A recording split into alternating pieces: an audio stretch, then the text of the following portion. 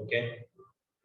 So let me try to explain this a little more here. I didn't talk about this in the last class.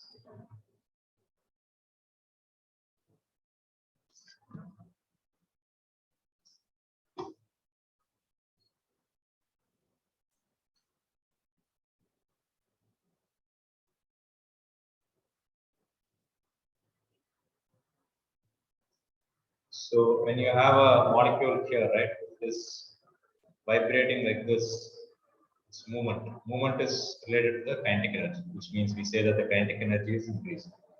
But if I have one molecule here and one molecule here, and if I'm pulling it apart, then it's something like pulling a rubber band apart, right? Pulling the rubber band, which means the potential energy is increasing. Here, this is temperature increase. So take it down properly. This is temperature increase. This is phase change. What do you mean by phase change? Solid becoming liquid, liquid becoming gas.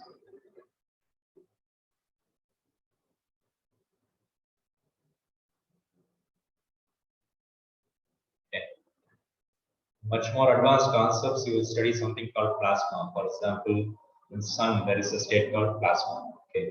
What they mean by plasma is even the gas has been further pulled apart in such a way that the nucleus is separate and the electrons are separate. And that is what is called a plasma.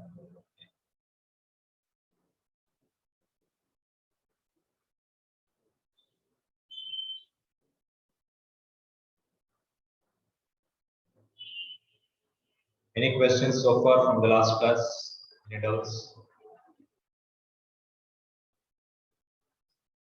Okay. There is something called peculiar behavior of water. Okay. So what that means is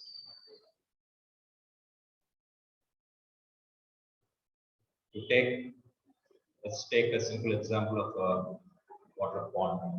Okay. You have some water over here. You know that there is some aquatic life underneath the water. Right? So you have some fish, plants, a lot of aquatic life. In cold and very cold countries such as America, Canada, or Iceland, these kind of countries, what happens is the temperature in the outer atmosphere can drop up to something like say minus 20 degrees Celsius. It's very common. Okay, so extremely cold, which means what will happen is as the temperature keeps on decreasing, let's say initially it is at 20 degrees Celsius, then it drops to say 15 degree, then say 5 degrees Celsius, right? When it comes to 4 degrees Celsius, right, what will happen is when this is 20, this water is also almost 20, right? When this is 5 degree, when the air is 5 degrees Celsius, this water is also 5 degree.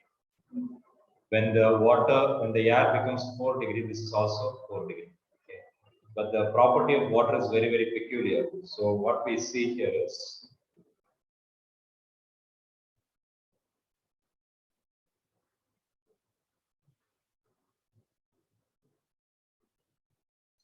this is temperature scale, degrees Celsius, and this is volume. So somewhere you will study that as temperature increases, the volume will increase, right?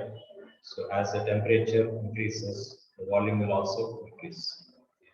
However, in the case of water, something peculiar happens. So when you keep a Coke bottle or some water bottle, yeah. So listen carefully. If you take a Coke bottle or a water bottle like this, right, like a very thin bottle, if you see this water bottles, it will be very, very thin compared to your Tupperware, right? It will be very, very thin. So take some bottle like that and fill it up with water. You have to fill it up completely, right? So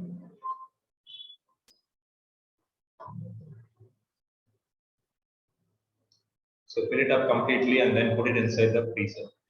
So if you go and see after some few hours, right? It will be converted to ice, right? But what else will you notice there? Any idea? If you have not tried this experiment, try it yourself. Okay, what you will see is either the lid would have broken out or some part of the bottle would have broken out. Okay, would have broken here. Why? Why does that happen? Because the water, as the temperature decreases, the volume will increase. So as the volume increases, it tries to break the water bottle. Okay, that's why I said we should not use a very thick water bottle. We should use a very, very thin water bottle. Something like, for when you go in trains, you will get some water bottles, right? Train meal and all these things. So those kind of water bottles will be very, very thin, okay, to avoid pollution, right? They use very, very thin plastics. So try those kind of bottles. So when you do this in the experiment, right, in the lab, what they found is up to 4 degrees Celsius, this line is true. Okay. Beyond 4 degrees Celsius, when the temperature decreases further, what happens is very interestingly, the volume starts increasing. Okay. So this is a very, very peculiar behavior of water.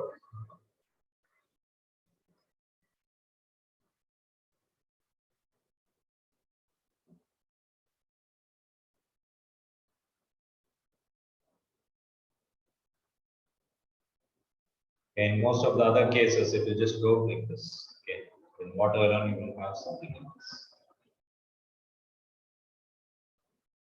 Density is equal to mass by volume. For a given amount of water, the mass does not change. Okay. So suppose if I draw the density curve, the way the density curve will look like here is, it looks something like this. Why? Because as the volume increases, the density will decrease. Okay. As this value increases, this value should decrease. Here, as the volume is increasing, the density decreases. Okay, so this is density. Take it down. So these two lines, these two graphs should be drawn in the same x-axis. Because for a given 4 degrees Celsius, you will have the minimum volume, but the density will be maximum. And this is the peculiar behavior of water, or anomalous behavior of water. Anomalous behavior. What do you mean by that? Norm refers to normal. Anomalous refers to abnormal, right? So this is more like abnormal behavior. Anomalous.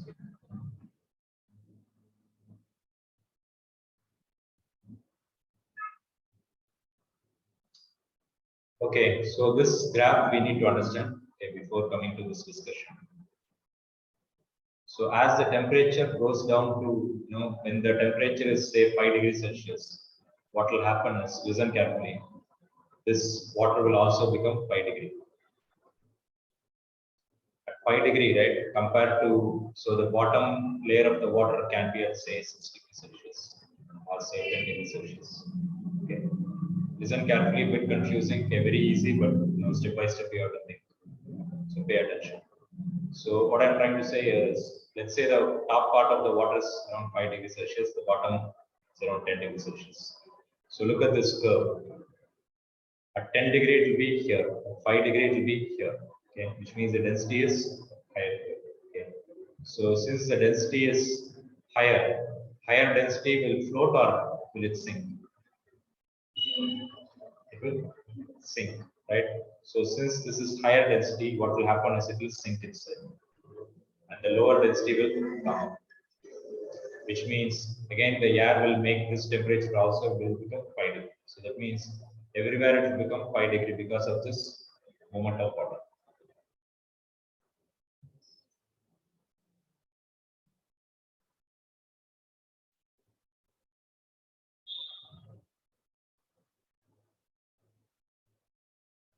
Temperature change called natural convection.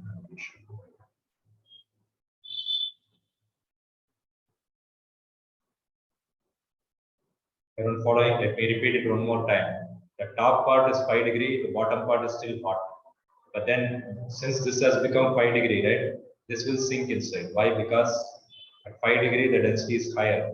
At 10 degree, the density is lower, which means this will try to come up and this will try to go down. But once it becomes 4 degree, right? So same pond is here. So now I'm going to say here it is 5 degrees Celsius, whereas here this has become 4 degrees Celsius. Okay. So now what will happen? Look at this graph. 5 degrees here, 4 degrees here. Okay, which means the density here is higher. That means this is going to be having higher density than this one. Okay. Or maybe I can say up to 4 degree will happen, this movement will happen. But beyond this, suppose if this becomes say 3 degree, right? So look at the curve. At 3 degree it is lower here. So the density is lower. Here 4 degree density is higher. So that means what will happen? The 3 degree will still be floating. The 4 degree is having higher density, which means it will be sitting inside. This will be floating, right? So the air, as I told you, it will be getting lower and lower in winter times. Okay, cold countries. So the 3 degree air will become 2 degree. 2 degree will become 0 degree. 0 degree will become minus 5 degrees Celsius or minus 10 degrees Celsius. So it will keep on decreasing. So the top layer will keep on decreasing. So what will happen is it will form a ice on the top.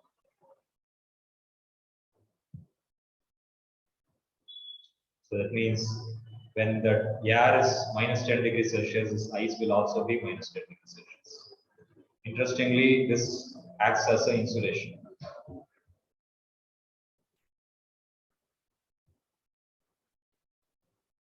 What do I mean by that? The lower temperature here will not be felt over here, okay?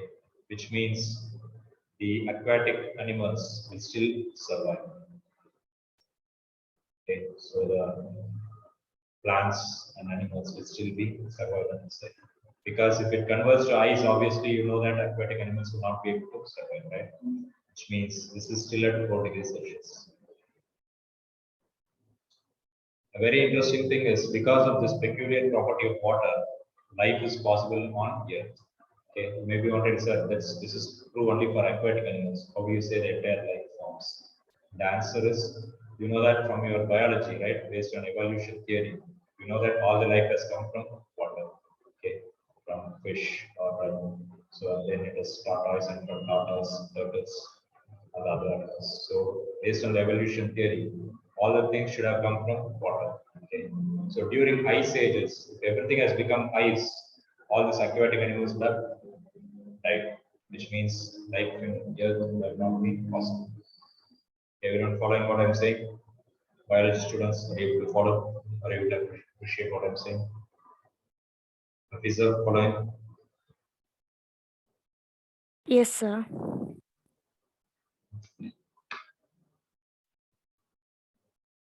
So let me tell you one more time. Okay, you know this is slightly confusing.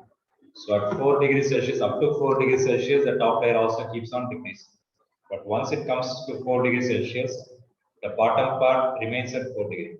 The top part alone will be going to 3 degree, 2 degree, 1 degree, 0 degree, minus 1, minus 2, minus 3, minus 10. Okay, which means it will be forming an insulation. Which means underneath, even though you have ice on the top, right? Underneath you will still have water at 4 degree, which means aquatic life is still possible. If you had gone to some very cold countries where you'll be seeing this kind of lakes which will be filled up with ice. Okay, so sometimes when people or some dogs or something they walk, sometimes it will make a hole and people will fall into the bottom. Okay. So you have to be careful. So just even though the top layer is ice, the bottom layer is still water. So you cannot easily walk on the ice.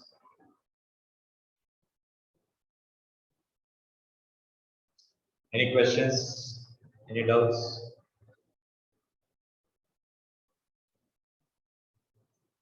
Okay, I tried to explain this. No doubt, sir. No doubt. Yeah. So go through this theory given over here. Okay, I try to keep the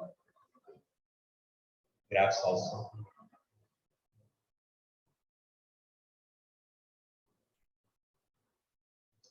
Okay.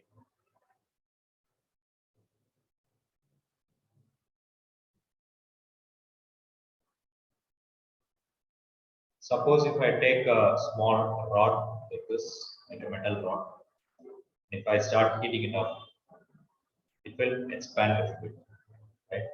All of you know that it will expand. Maybe in kitchen utensils, you must have observed this. So if this is length L, this is delta L. Suppose if I take, listen carefully. Suppose if I take a same metal, something like copper, but it is very long now. If I apply the same amount of heat, maybe if I'm raising the temperature to the same level, this delta L, right? Will it be less than this delta L or will it be the same or will it be more? What do you think? Bigger the container, will the delta L be increasing or less? It will be more, right? So logical thinking is if 1 meter is expanding to 1 centimeter over here, 2 centimeter, 2 meters would be expanding more, right? Which means higher the length, the delta L will also be higher. So take it down.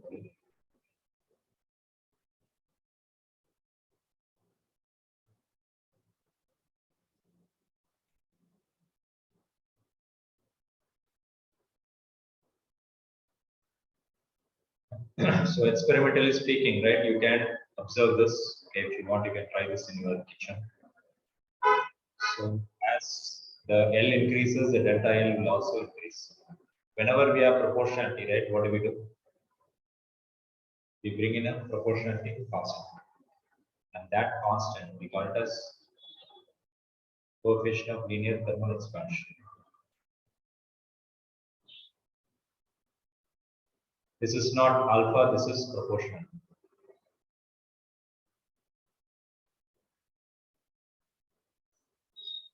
So the proportionality constant we are going to call it as alpha N.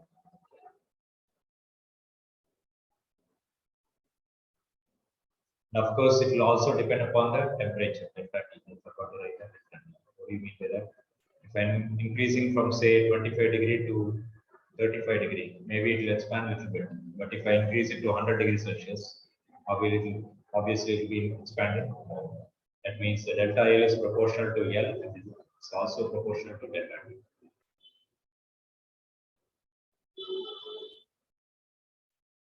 So which means if I bring the L on this side, you can write this same expression as delta L by L is equal to. Then that is strain is fixed. Right? Say that again. Then strain is fixed. Delta L by L is nothing but the strain. The voice is breaking and not able to follow what you're saying. Sir, I meant to say that delta L divided by L is nothing but strain. It's nothing but what? Strain. Anybody else hearing him? I don't understand what he's saying. The last word. Strain, sir. Strain. Strain. Yes, sir. Yeah, this is strain. Yeah, you are right. Delta L by L is strain. So can we say that is fixed? Strain is equal to alpha L delta F T. Yeah, well, you can say that. But since you are not pulling it with a force, instead you are using heat to do the strain, right? You can call this as thermal strain.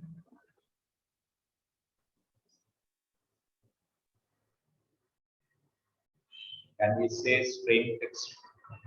Why would you say strain fixed?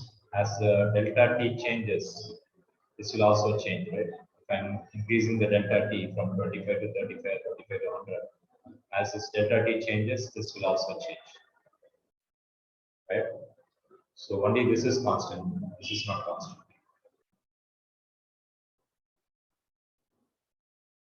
Okay, so that was a good question. So you can call it a strain.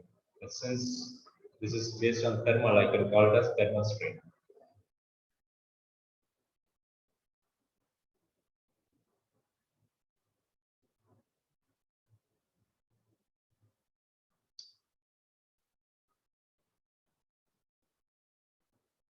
I can further write this as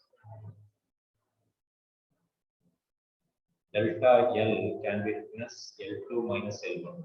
This is the original length, so new length.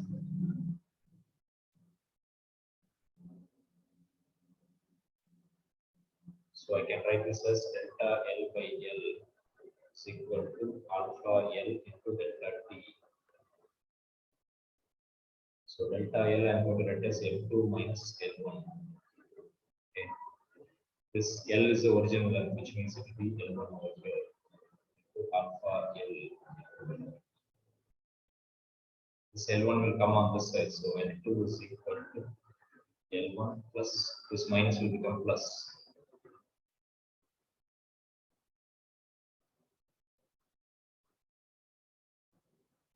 We will get some simple numericals based on this. Okay. So L2 is equal to L1, I can keep it outside. 1 plus alpha L into delta. So that's the important expression.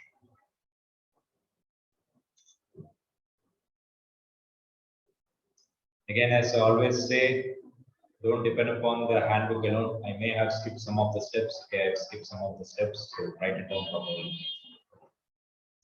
Top of that, if you always, if you want to refer to handbook, you can always refer to class notes is very important.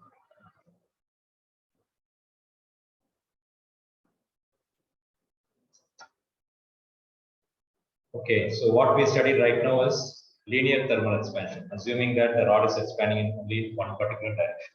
Same thing can be applicable for area wise. So suppose if I want to, if you take a 2-dimension, to take a area, if I'm giving some heat, this is area is A. Suppose if it is increasing area bigger than this, but to the original area.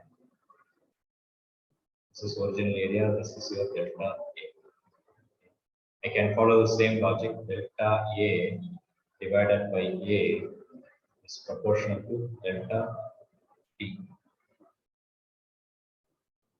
But then this proportionality constant we are going to call it as, there we call it as linear thermal expansion. Here I am going to call it as alpha area. Different books will use different notations, right? So one book might use this gamma, one might use it as beta.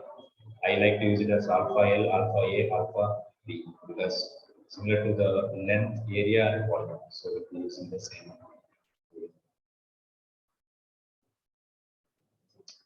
So after this, the same concepts are applicable for the next steps. So I can say A2 is equal to A1 into 1 plus alpha. Instead of alpha L, it will be alpha A. So follow the same steps which we did in the previous. Same thing I can say it's applicable for volume expansion. So this is area expansion.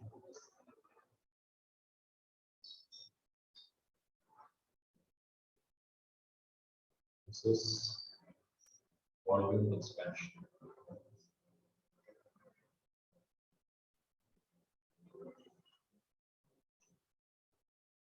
So if you take a 3D object like a cube, if I expand this, if I heat it up, what will happen? It will increase in size. Of course, I'm exaggerating it, right? In reality, it's going to be very, very small. But if I show it very close, you'll not be able to follow it. So this is your volume, this is your delta. So delta V is going to be proportional to change in temperature. So delta V is equal to alpha into V delta T. Why? Because alpha V is your volume thermal expansion. This is area thermal expansion. This is volume thermal expansion coefficient. That means if I want to find the new volume, we can say due to V1, 1 plus alpha V to delta T. Okay. So in most of your numericals, they will give you this data, they will give you the increase in temperature from 25 degree to 40 degree. They will give you the initial volume, they will ask you to find the new volume, which means simply apply this formula.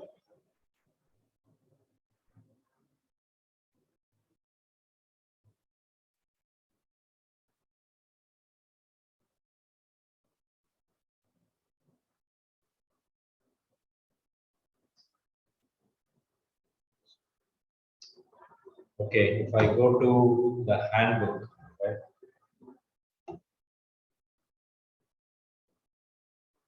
This is what we talked about, coefficient of thermal expansion. This is linear, this is area, and this is volume. Okay?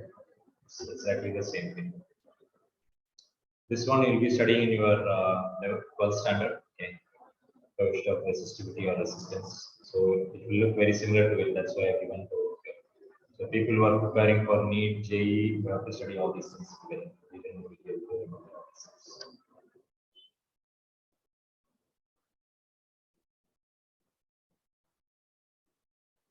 Okay, there is one more small derivation. They will ask you to prove that area coefficient of thermal expansion is equal to 2 times linear thermal expansion. So we need to prove that alpha A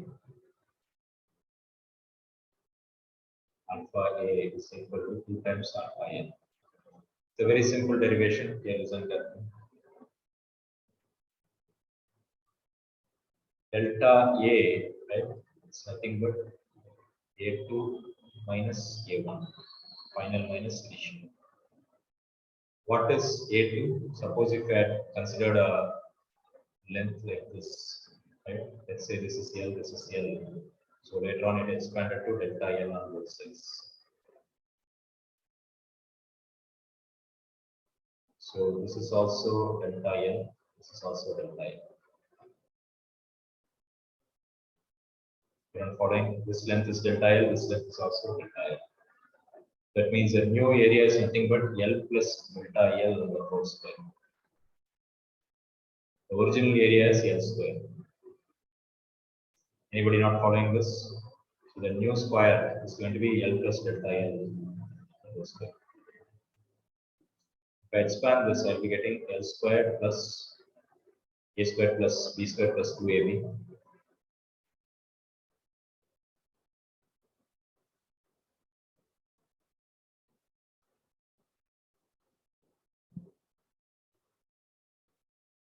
L squared cancels. Okay. As we always say, delta L is going to be very, very small. Okay, you don't remember this. So this is, just for diagram purpose, I'm showing it a bit bigger. In reality, this is going to be in the order of say 0.1 millimeters, which means the 0.1 the whole square is going to be even more small, which means this can be ignored. Which means what is left is only this one.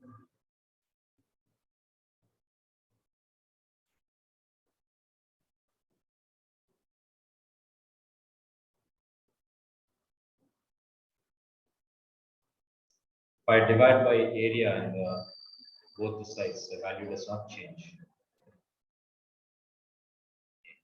Maybe if you want, I can give one step.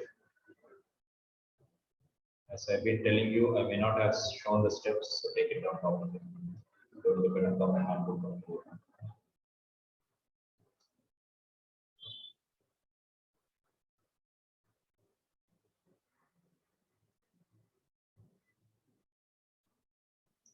But what is A here? Original area, which is L squared. Okay. Which means I can say that L and A will cancel. So what is left is 2 times delta L divided by L.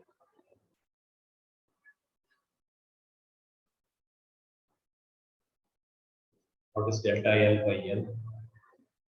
2 times alpha L into delta T. Because you know that this will become this. What is delta A by A? Alpha A into delta T. That means for a given temperature rise, right, I can cancel. I can say that this and this are same. Which means what is left is alpha A is equal to 2 times alpha A. Again, as I told you, they may ask you some simple derivations like this, so be prepared for your theory questions for your school exams.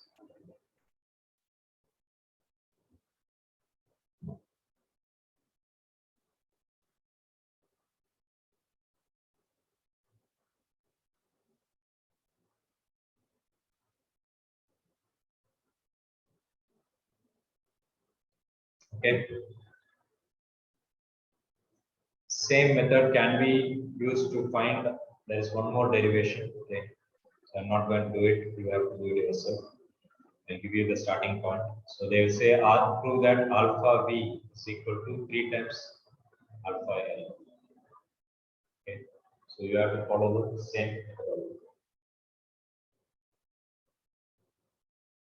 So try this yourself. If you are not able to get it, then I will help you. Okay.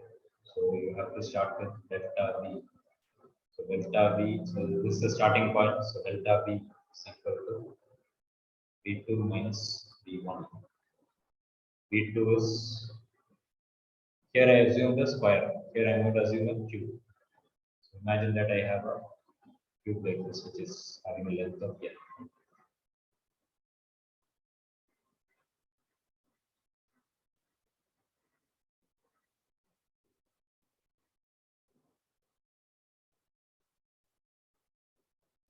So suppose if I say I'm heating up this cube such that it has a uniform expansion in all the directions, which means it's going to be delta L in all the directions.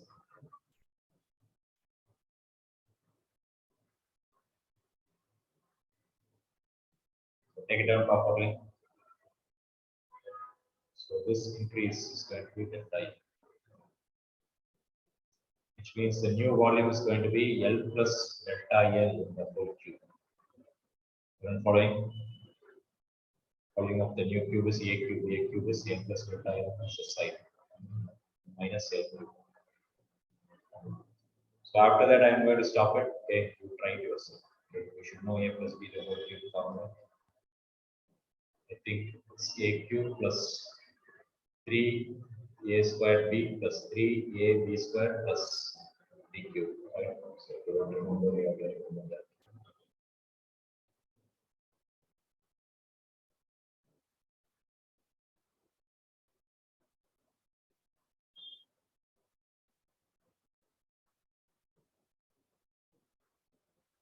Okay, so apply this formula and try it yourself. If you're not able to get it, I will help you.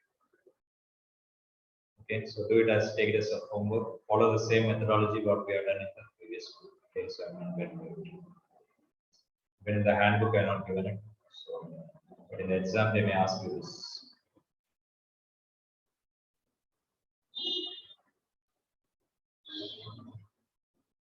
If you have any notes, okay. This one we'll study after studying ideal gas. Okay. For now, I'm not going to do this. This one is related to something related to numericals or need problems.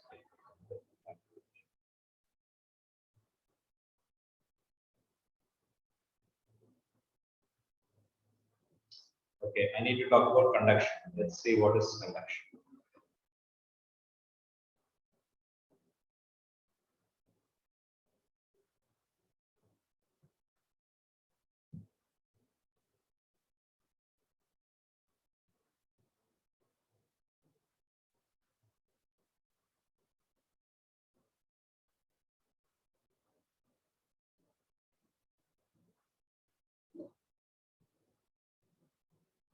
So if I'm going to heat up the metal rod on this side, right? If I touch it on this side, obviously I'll be feeling the heat, right? How did the heat come over here? Because the atoms over here started vibrating. This vibration was transferred to the next atom. Similarly, this transfer the energy over here. So this vibration is what is sending the energy. Okay. So by the time it reaches here, when I'm touching here, this atoms is also vibrating. That is why we feel the heat. So this way of transferring energy from one molecule to the other or one atom to the other is called conduction.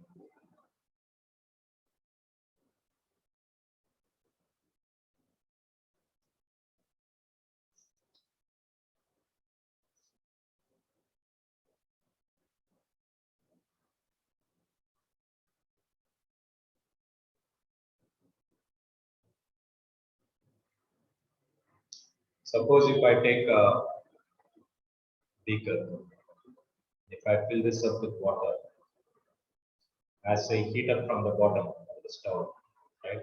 What happens? The molecule over here is going to be heated up first.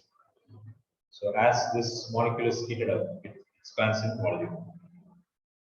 If it expands in volume, the density decreases. As the density decreases, does it go up or does it come down? It will go up. So that means as the density decreases, this will go up. Some other molecule which is here, which is not that hot, the density will be less, which means it will be, sorry, the density will be higher, which means it will come down. This is what I said in the earlier discussion. This is called natural convection.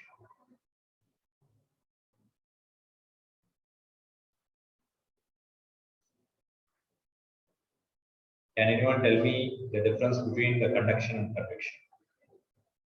Why do you think this is different and this is different?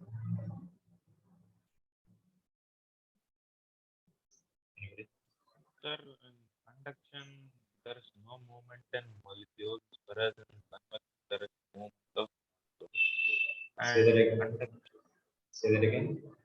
sir, conduction, in conduction, there is no movement of molecules. The Okay. molecules just vibrate and their Okay. position is fixed. Whereas it is not so in the case of conduction. The molecules move. Okay. Very good. So that means what Chaitanya is saying is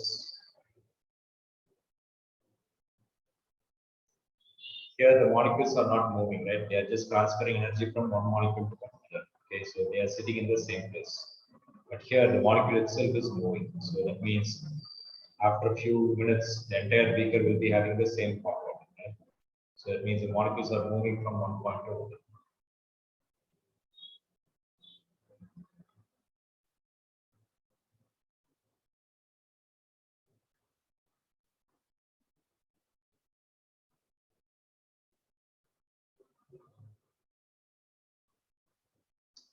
So let's say it's a hot summertime, right? So we are sitting in your home. So would you like to have the fan switched on or not? Switched on. Obviously, you like to have the fan running, right? Why can't you just sit there? Why should you want the fan? Because it will be very hot, okay? But you see, suppose if I don't switch on the fan, right? Let's say this is my hands, okay? So it's close to the air. So the air molecules close to our body, human body, right?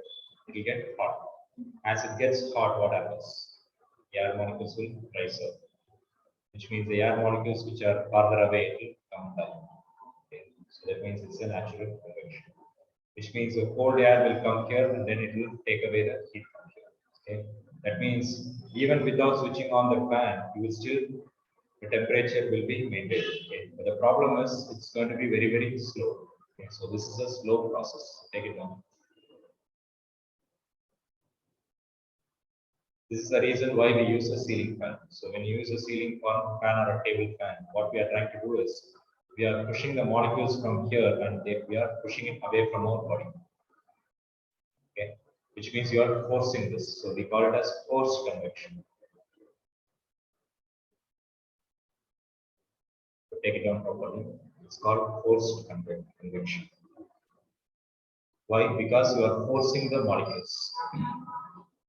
So by this way, I am pushing the molecules very quickly. So within 1 second, the next molecule is pushed, next molecule is pushed. So it's already taking all the heat from my body, which means I feel cold. Okay. So that's the reason why we are comfortable with the ceiling fan. So this is called forced convection. Even in a beaker, right? If you take when you are cooking, right? What do? Do you leave the vessel like this, or do you put some other stirrer or something and then you keep on stirring? You use some kind of a spoon and then you keep on stirring it, right? Why do you do that? Because if it is natural convection, it will take very long time. Okay, we don't have that much time. So we want to do the forced convection. So when you're stirring it, you are actually doing forced convection. Okay, so we should understand what is natural convection, what is forced convection. Okay,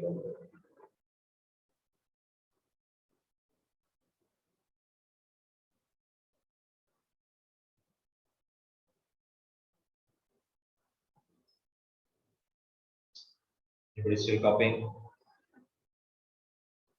I mean, I don't think I have given this diagrams, so take it out for the Yes, sir, 1 minute.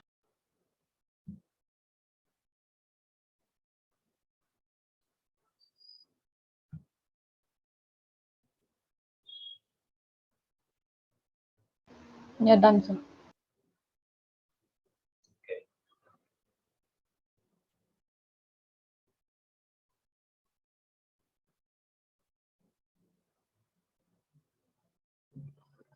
So we talked about conduction and convection, right? So conduction is mainly for solids. Convection is mainly for fluids like liquids and gases. Okay. This is mainly for solids.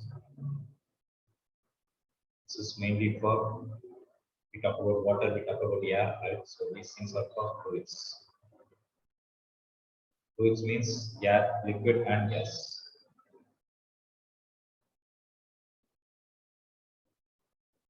Anything that can flow.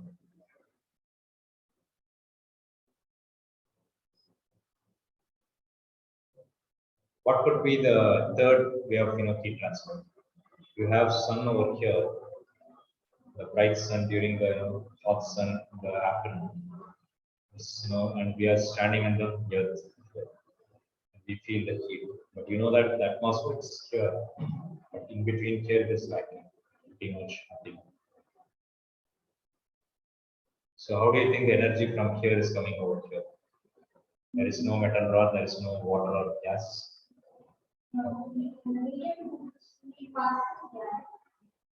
Okay, but how is the energy coming from here? Conduction or convection? For conduction, you need to have a very long rod. Do you have a long rod?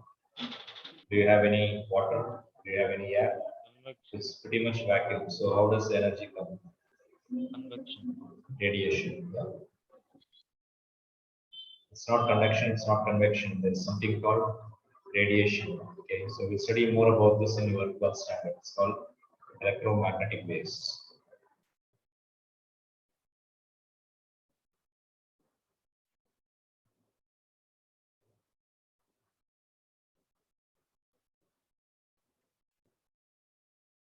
Okay, so light is also an electromagnetic wave.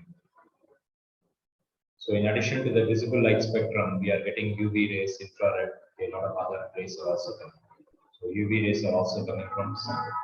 UV rays are kind of harmful for human body, but luckily we have something called ozone layer. So the ozone is actually stopping the UV rays. Sometimes you must have heard about ozone holes. So when there is too much of carbon dioxide and carbon monoxide, it will damage the ozone layers. So if the ozone layer is damaged, UV rays will be straight away to be hitting the human body, which means it can cause skin cancer, etc.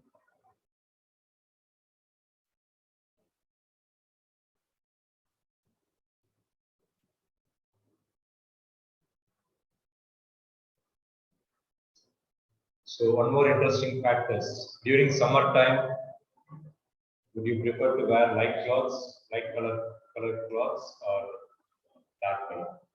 Light, right? Why? Because it does not absorb much of That's not observed enough. Very good. So that means the radiation, right? What happens is when you are wearing a white t-shirt, for example, right? So what happens is the white, okay, that's horrible. So white clothes, right, will pretty much reflect it, whereas the black one will absorb. So that means for radiation, the black color will absorb it. So make a note. Black color absorbs the radiation, whereas the white color reflects it.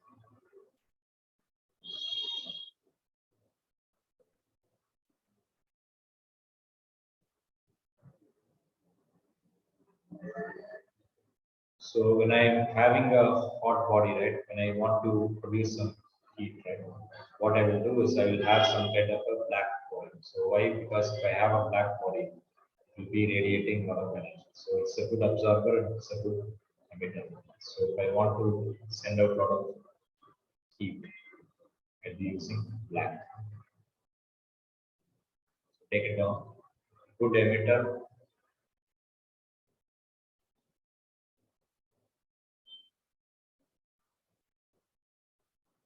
good absorber. It's also a good emitter.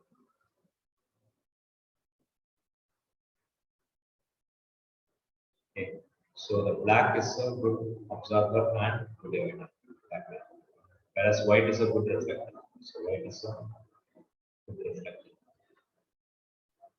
So since reflector is something like opposite of absorber, right?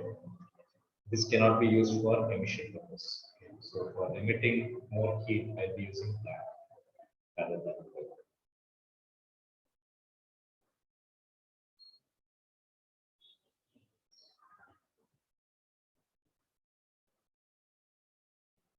There is something called infrared radiation.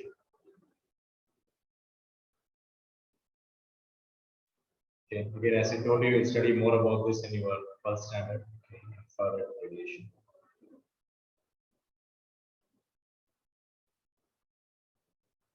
So on the visible spectrum, right, VGR,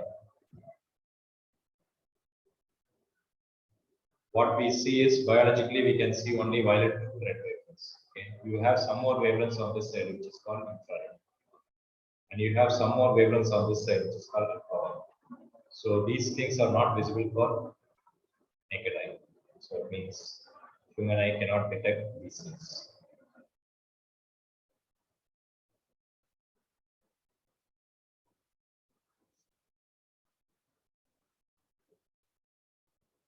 This is visible.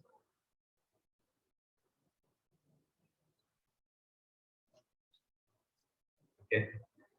So read through the textbook, you will learn more about this. Again, I'm just giving you a small introduction. Okay. So I talked about what is conduction, what is convection, what is natural convection, what is forced convection, right? Then we talked about radiation. So radiation is the method of the way we are getting the heat from the sun. So generally in the class, right, the simple way of understanding I do is, let's say one guy is over here, one guy is over here,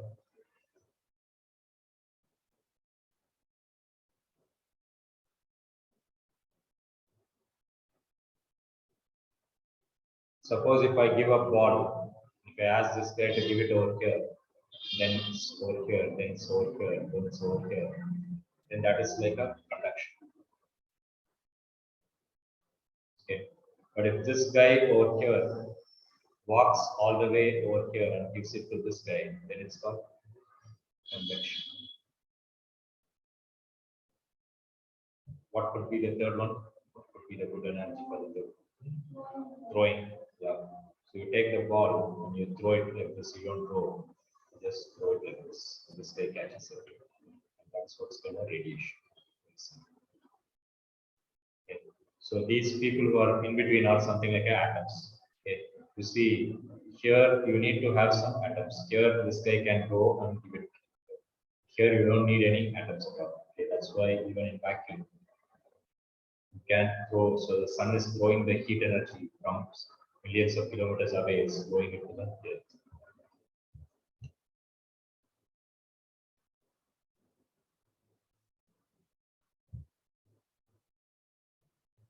And following, so this is throwing. Even this guy is not moving. Here, this guy is actually walking. Okay.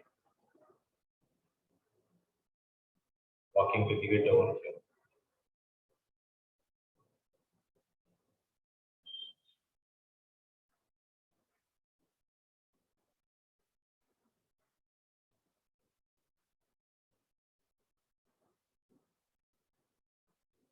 Okay, so I given you basic understanding of what is conduction, convection, radiation, and then convection, two types of convection, right? So sealing fan is forced convection, then natural convection. Suppose if I take, so under conduction, we have a small derivation. You can also call it as thermal conduction. Why? Because there is something called electric conduction, right? Electricity. So to differentiate it from electrical conduction, you can call it as thermal conduction. But many of the formulas will be very similar to what you have studied in your electrical concepts in your test term.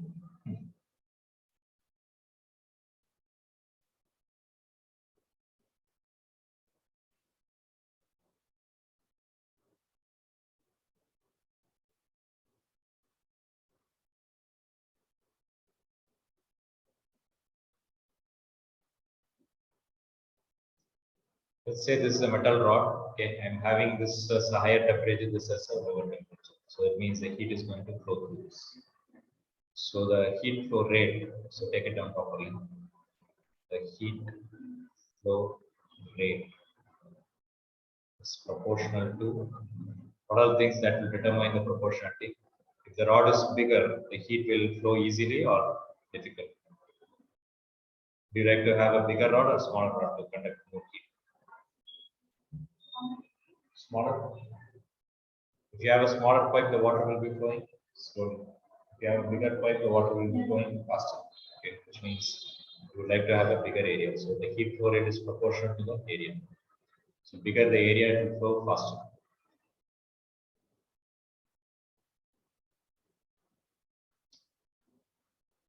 And then suppose, look at this. Suppose if this was 35 degree and this is 25 degree, then the delta T is only 10 degree. Suppose if this was say 100 degree, and this is 25 degree, the delta T is 75 degree, which means here the heat flow will be faster, okay, which means it is proportional to delta T also. Something like, the water kept at this level, the water kept at this level. So if the level is higher, then the water flow will be faster.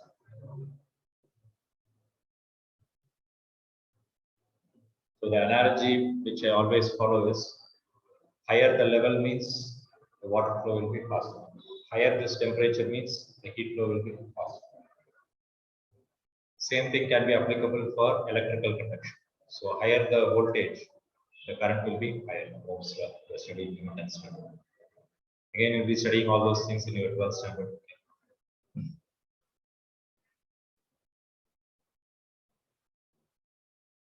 One more thing is, if I had a very long rod, right, if the length is higher, then the heat flow rate will be affected. So that means it is inversely proportional to the length. Whenever we have proportionality, we bring in a proportionality constant. So this I'm going to call it as H. Proportionality constant I'm going to call it as K.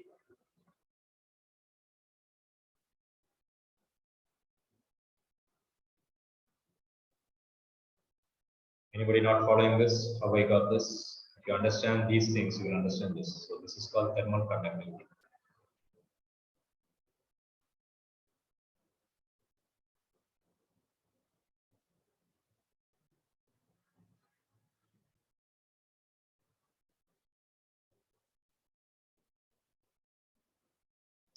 I said H is not heat, it is heat flow rate, okay, which means how much heat is flowing in a given time. That means H can also be written as dq by dt. In a given time, how much heat is flowing. So what is dq by dt? 1 second, how much joules are flowing. So joule per second. So that means another way of understanding this heat flow rate is something called power. Why power? Power is equal to work by time. But work and energy are equivalent, which means it's also equal to energy by time. Current following? Any questions? So you can call this as heat flow rate, you can call it as power, you can call it as energy by time, you can call it by any way you want.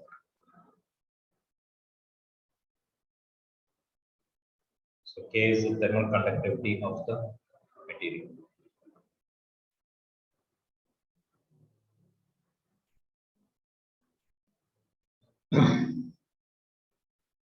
Again, you can try to understand this along with your electricity concepts, right? Anybody remember what is your Ohm's law? Newton's standard. Ohm's law. Anybody forgot it? That the voltage is Voltage is directly directly proportional to current, current. right? Or you can say current is directly proportional to voltage. V is proportional to I. What is the constant you will get? Resistance. Or V is equal to IR, right? R is the resistance.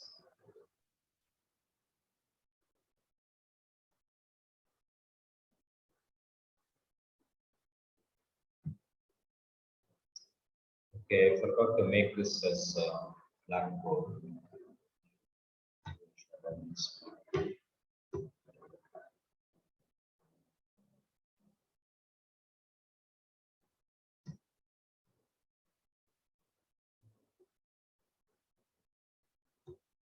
Okay, I'm just wrong button.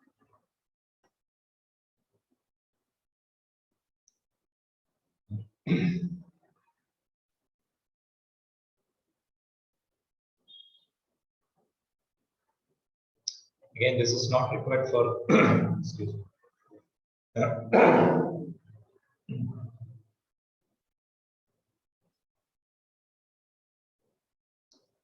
This is not required for your exam purpose, but you should understand that V is equal to IR.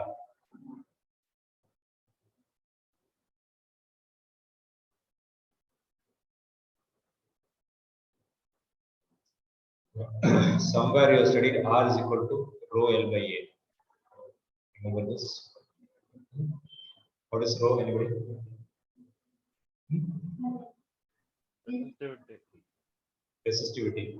Okay, is that what you said? Resistivity. So this is length and area. So I can write this as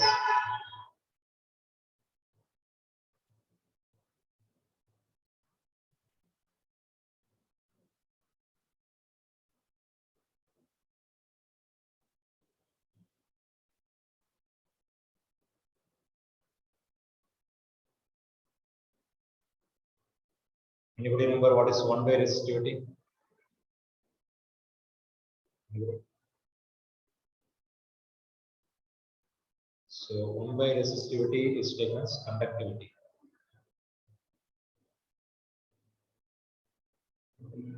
Opposite of resistivity is conductivity, right? So reciprocal is taken as the word.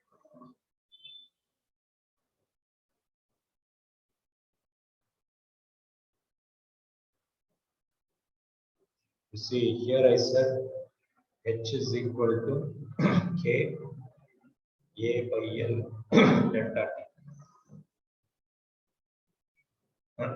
So you see, this term is exactly the same. This is charge flow rate, charge flow by time. Is what is called current. Here it is heat flow by time. It's called heat flow rate. Here you have delta T, which is the temperature difference. Here you have voltage difference. So this is voltage, even though I call it as V, it's actually voltage difference.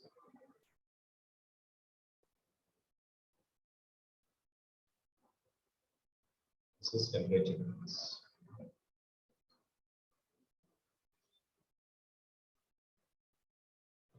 This is electrical conductivity. Again, this they may not ask you in the school exams, but it will be very useful for your NEET and JEE preparation. Okay. If you try to understand all these things together, it will be very easy for you to remember the formulas. This is electrical conductivity.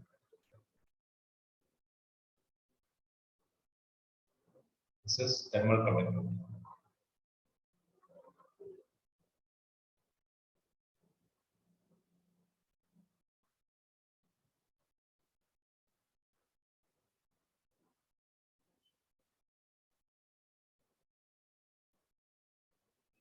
Okay.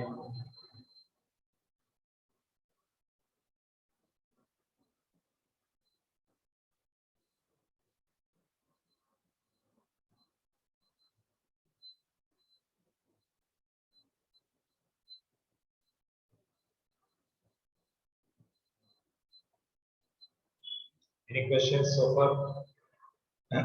So you have been introduced to the concept of thermal conductivity, right, from the heat flow rate concept. So any new quantity is actually coming from the proportionality constants.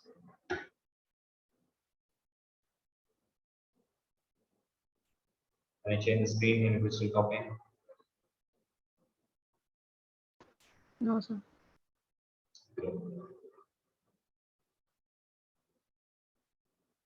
Suppose if you get a situation like this.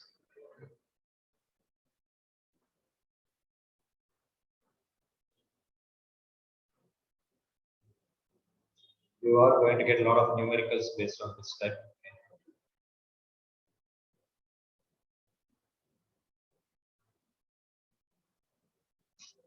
I think Ankita, some more students sent me message saying that, sir, they have taken only the theory test. What about the numerical test? Okay. I don't have any problem giving a numerical test. Okay, I can give you online test also. The problem is, do you have the time to prepare for a numerical test? Okay, numerical test means until now I've been giving you more than 1 week's time for numerical preparation. Okay. So now we did it only for 1 or 2 classes.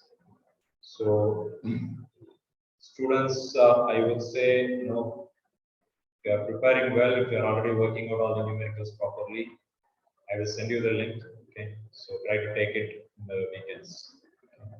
So I'll send you the link. So take the test in the weekend, or take it as at least like a assignment. Okay. You don't have to take it as a test. Take it as an assignment, and at least I know who are the students who have wrote it.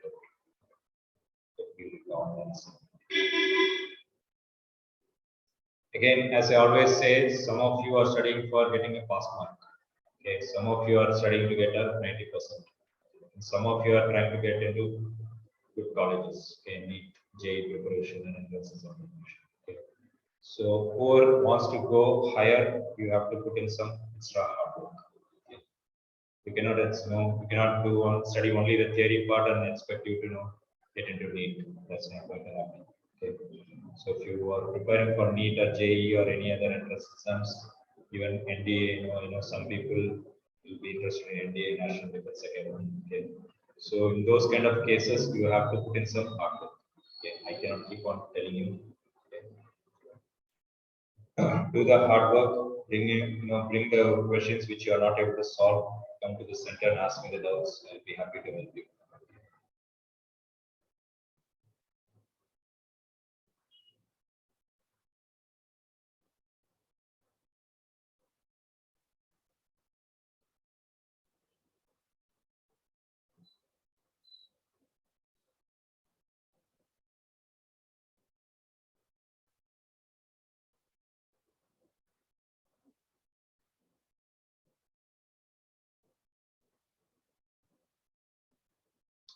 Okay, here let's say I have a temperature of T1, high temperature. Here let's say I have a lower temperature. Okay, I have some rod like copper, maybe I have some other rod, something like aluminum, which means the thermal conductivity of copper and aluminum are not going to be the same.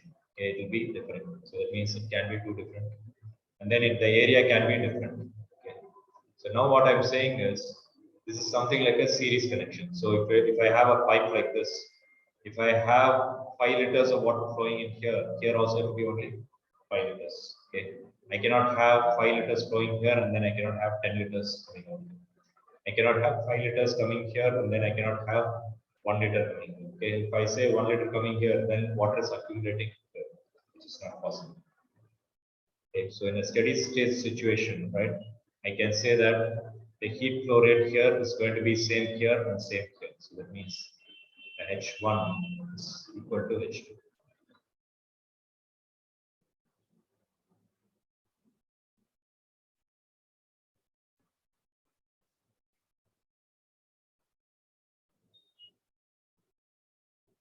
Very often during Saturdays, right, when you're going in the traffic, how does it look like?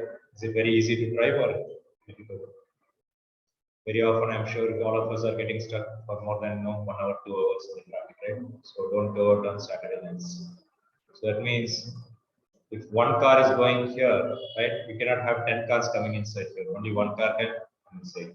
Okay, even though there is a huge space here.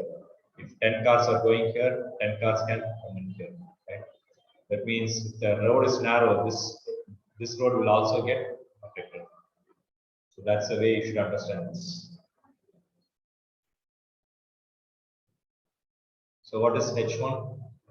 K1, A1, L1, delta T. What is H2? K2, area 2, length 2, delta T2. What do you mean by delta T1 and delta T2? Look at this. This is T1, this is the junction temperature. So this is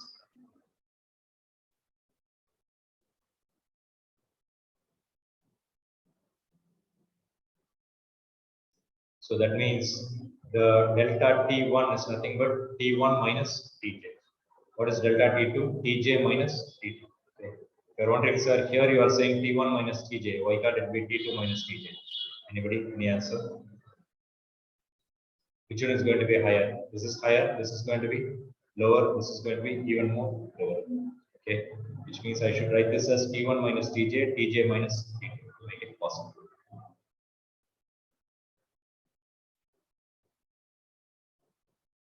What is Tj, by the way? J stands for junction temperature.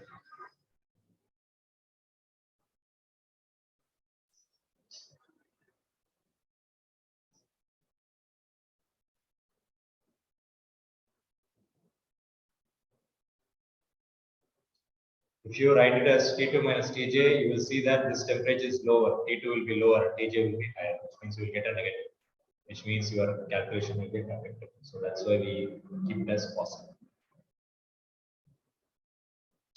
Any questions? Anybody not following this? 1 So minute, I- sir, I'm just taking down. Say that again. So I'm taking down, sir, 1 minute. Taking down. Okay. I think you have some example based on this. So try this example in your book.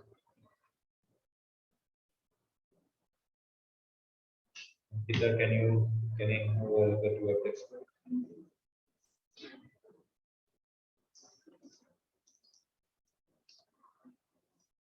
So if you have your textbook, go to page number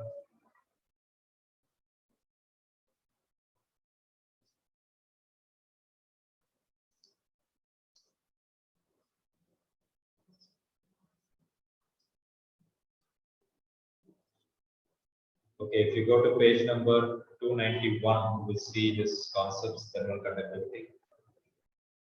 If you see this compass diagram, page number 292, it's exactly what we are talking about. Okay. Only thing, instead of giving the numbers, I have given you some K1, T1 basis. So your homework is to read through page number, let's see.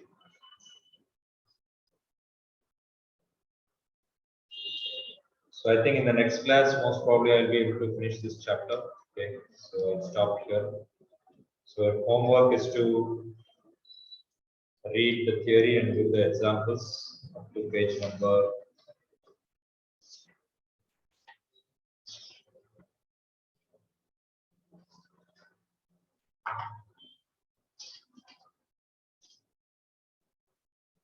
Ideal gas equation, they have introduced here itself. Okay, that is coming in the next chapter. We'll explain that next class. Calorimetry, we talked about it. We talked about the heating curve given 289. Okay. So starting from page number 278, take it down, 278 page number. You have to read through the theory and the examples up to page number 293. Okay. And 2 more pages will be finished in the next class. 2 pages. Okay, thank you all. If you have any doubts, stay back. Otherwise, you are free to go.